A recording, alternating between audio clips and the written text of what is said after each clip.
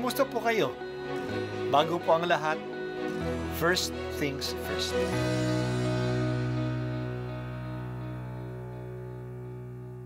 Good morning po. Sinisimulan po natin ngayon ang first things first. At dito po, tinatalakay natin sa unang bahagi ng umaga natin ay ang first readings na binabasa po sa banal na misa. Ito pong tinatalakay natin kasi madalas po kasi marami na tayong alam tungkol sa gospel readings. Pero konti po ang nagsasalita sa first readings. Pero ang first readings, bahagi din po yan ng Biblia, ng banal na kasulatan. Kaya susubaybayan po natin ang mga first readings, basahin po natin at kuminsan kailangan ng basahin ng 2 o 3 beses bago maintindihan kasi hindi po tayo familiar sa mga istorya at sa mga kaisipan na tinatalakay dito.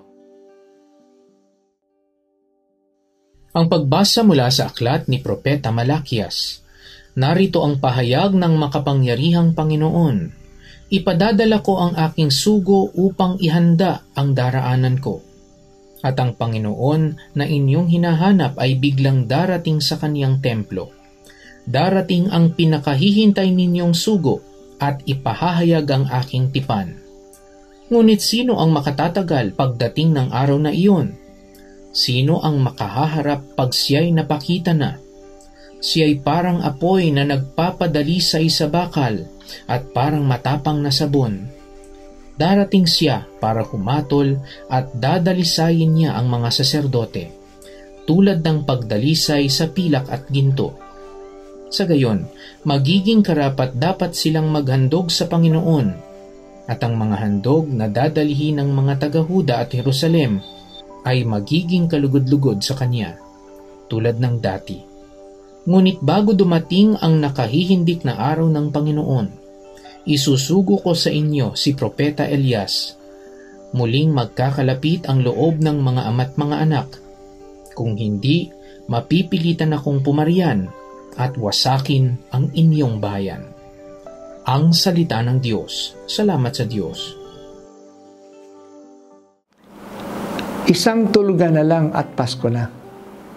Nananabik na nga ba tayo? Sino o ano ang pinananabikan ninyo? Ang Pasko o ang Panginoon? Sana ang Panginoon. At kung ang Pasko man, sapagkat sa araw na yon, darating ang Panginoon. May dalawang pagdating ang darating ayon sa pagbasa natin ngayon. Ang sugo at ang Panginoon. Ang Panginoon ay biglang darating sa kanyang templo.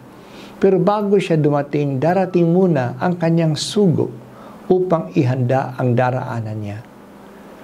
Malakas ang pagdating ng sugong ito. Darating siya parang apoy at parang matapang na sabon. Ang mga ito ay maglilinis sa mga tao. Nililinis tayo ng sabon at gayon din ng apoy na nagdadalisay ng mga pilak at mga ginto. Sino ang lilinisin? Ang mga pari at ang mga tao upang maging kalugod-lugod sa Diyos ang kanilang pag-aalay. Hindi gaano ang alay ang lilinisin, kundi ang nagdadala ng alay. Maalaala natin ang isang babala ni Jesus na kung may isang tao na nagdadala ng handog sa templo at naalaala niya na may isang tao palang may sama ng loob sa kanya, iiwan muna niya ang kanyang handog at makipagkasundo sa taong yon upang maging katanggap-tanggap sa Diyos ang alay niya.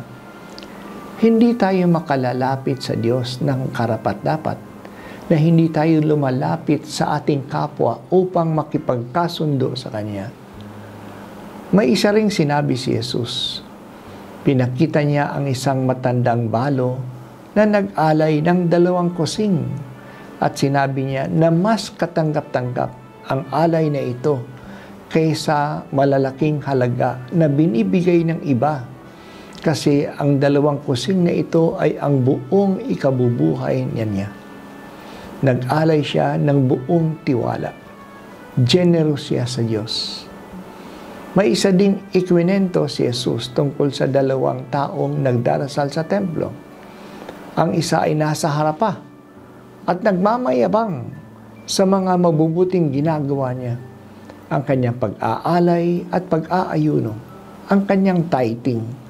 Sinabi pa niya na siya ay hindi tulad ng ibang mga tao kasi siya ay mabuti at ang iba ay masama. Ang isa naman ay nasa likod ng templo na nagmamakaawa sa kanyang panalangin. Hindi nga makatingin sa altar kasi siya ay isang makasalanan. Mas naging katanggap-tanggap ang panalangin niya kasi ito ay panalangin ng isang pusong nagpapakababa at nagsisisi. Ang gawain ng sugo ay ihanda ang mga tao na maging kalugod-lugod sa Diyos pagdating niya. Ang sugong ito ay si Elias. Ipaghahanda naman niya ang mga tao na magkasundo sila, ang tatay at ang anak, ang magkaibigan at magkaaway. Matatanggap din ba natin ang Diyos kung tayo ay nakikipagkasundo na nawala na ang mga alitan? Minsan, tinanong si Jesus ng mga alagad niya, bakit sinasabi na darating muna si Elias bago dumating ang Kristo? Sabi ni Jesus, dumating na nga si Elias. At nalaman nila ang tinutukoy niya ay ang pagdating ni Juan Bautista. Siya na ang gumanap sa papel ni Elias. Si Juan ang matapang na sabon at ang apoy na nananawagan sa mga tao na magbago. Siya ang nagtaglay ng mensahe ng pakikipagkasundo ng mga tao. Ang hindi tumanggap kay Juan Bautista ay hindi rin tumatanggap kay Jesus. Ang mga alagad ni Juan Bautista ay siya ring naging mga alagad ni Jesus. Pero ang mga Pariseo na ayaw kumilala na si Juan Bautista ay galing sa Diyos, sila ay hindi rin tumanggap kay Jesus. Ama namin, ngayong nalalapit na ang pagdating ng iyong anak, kami mga hindi karapat-dapat ay linisin nawa ng iyong salita upang maging handa kaming tanggapin ang magandang balita. Bigyan mo kami ng diwa ng pagsisisi at pakikipagkasundo. San Juan Bautista, ihanda mo ang aming puso para kay Jesus.